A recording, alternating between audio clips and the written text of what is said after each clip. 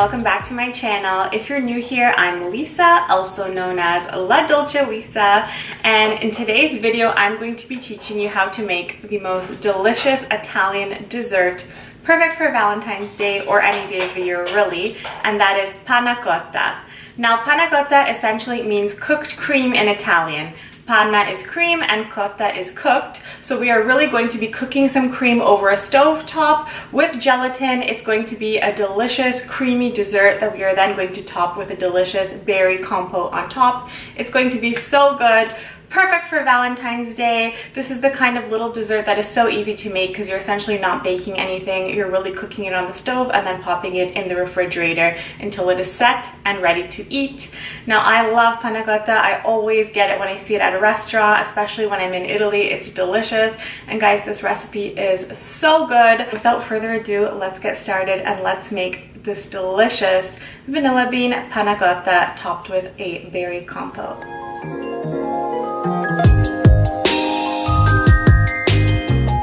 Now, the first thing that we're going to need to do when we make the panna cotta is to prepare the gelatin. We prepare it and then that gets pushed over to the side until we need it again for the actual recipe. So let's first make the gelatin. I use just a packet of powdered gelatin. It works out being less than a tablespoon or so of gelatin, and I find this amount is perfect for a quarter cup of liquid. You can use any liquid here. I tend to just use some hot water. So to this quarter cup of hot water, I basically just microwave this for about 30 to 40 seconds. We are going to take this packet of gelatin and add this straight into the water and continuously mixing for about a minute or so. So after a minute or so of whisking, you'll notice that the gelatin powder has dissolved and it looks like sort of a thickened water. It's not quite gelatinous yet, but we're going to set that aside, and by the time we need it, it should be great. So we'll put this aside for now, and now we have to work on the cream part of our mix. Take a saucepan, and to the saucepan we are going to be adding our cream and our sugar for now, and then we are going to put this on the stove and bring it to almost a boil, but not quite. You do not want it to actually be bubbling, but you want it to get nice and hot, and you want the sugar to be nicely dissolved. So I'm going to be measuring out the cream. 1 3/4 cups of heavy 35% whipping cream, and 1 cup of 10% half and half cream.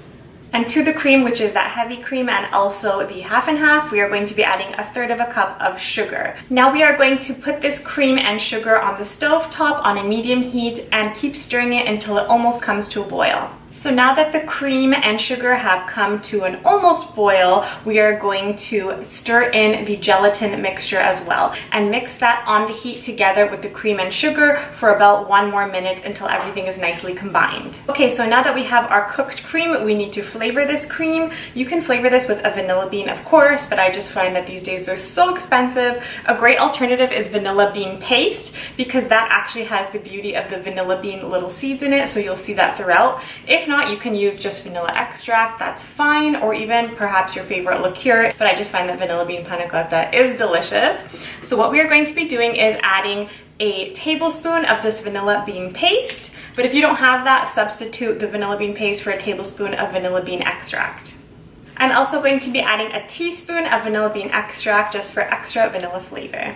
Okay, so now that we have our cream, sugar, and vanilla mixture here, I'm going to transfer this into this dish because it is much easier to pour from this spout. So now that I have this cream ready to pour, I have a couple little dishes that I'm going to be placing these in.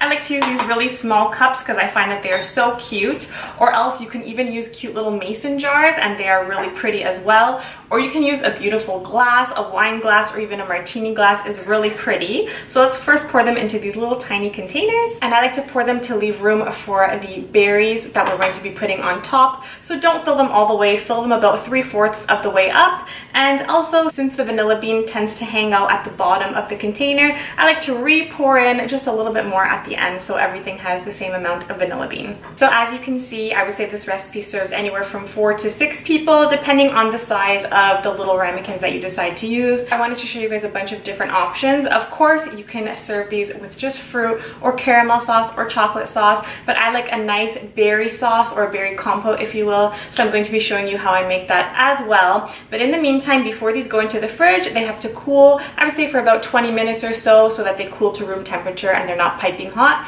Then we're going to be covering these with plastic wrap and placing these in the fridge for at least 4 hours or overnight.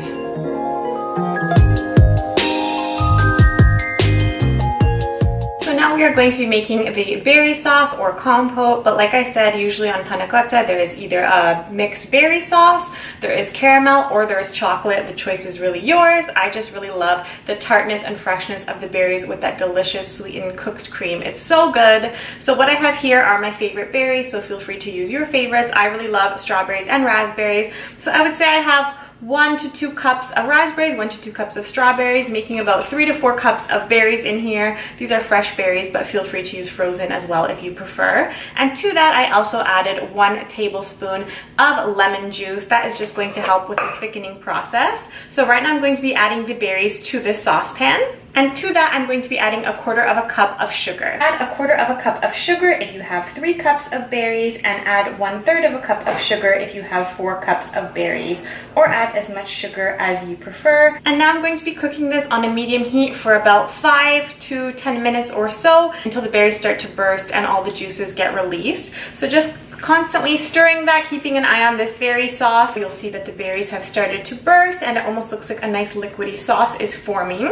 Now at this stage, we're going to take it off the heat and use an immersion blender and blend the berries just so that we don't have any chunks left in this berry sauce. Now, if you, of course, don't have an immersion blender, you can use a regular blender, you can use a food processor, or you can even try to mash it a bit by using even like a potato press or potato masher, whatever you prefer. At this stage, it doesn't really matter how thick or if there's any chunks left in, because I'm going to be straining this sauce anyway, because I do not want the seeds in the sauce, or at least too many seeds in the sauce. So, over a bowl, we are going to take a strainer and pour the sauce in and press it through. Now, a couple seeds is okay, but look how many seeds are left over. That would just be way too many seeds for this delicate sauce. This sauce should lightly thicken in the fridge for basically the same amount of time that the panna cotta will take to be ready, which, as we know, is about 4 hours in the fridge or even overnight. So what I'm going to be doing now is covering this up with some plastic wrap and placing this in the fridge until I'm ready to use it.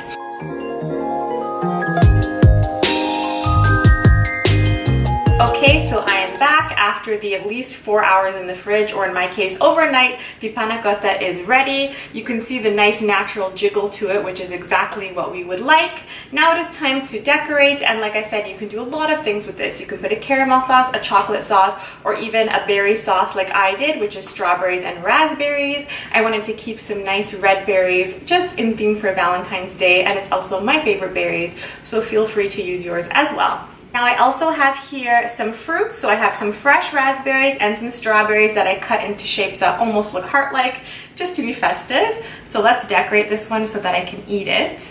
I'm just going to scoop on some sauce on the top of this panna cotta. Okay, so I decorated this and now I'm ready to eat this delicious vanilla bean panna cotta with this berry topping.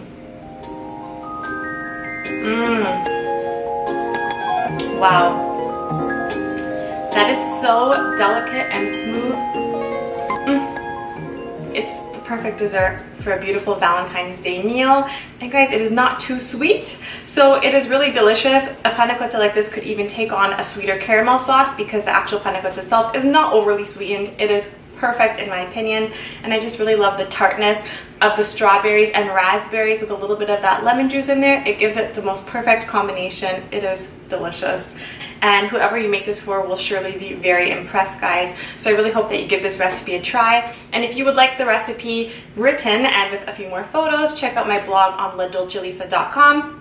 I'll have the written recipe and instructions there for you guys as well. And look how festive and pretty this looks. This is sure to wow whoever you make this for. And as you can see, guys, it was actually super easy to make. So please give this a try. I recommend doing this probably the day before Valentine's Day and just having it in the fridge. The good thing is this can keep in the fridge for, I would say, up to 4 or 5 days. So you're good there. A dessert that you can even make ahead of time and is no bake. I mean, you can't go wrong. So again, thank you guys so much for watching, and I'll see you in my next video. Ciao, and happy Valentine's Day.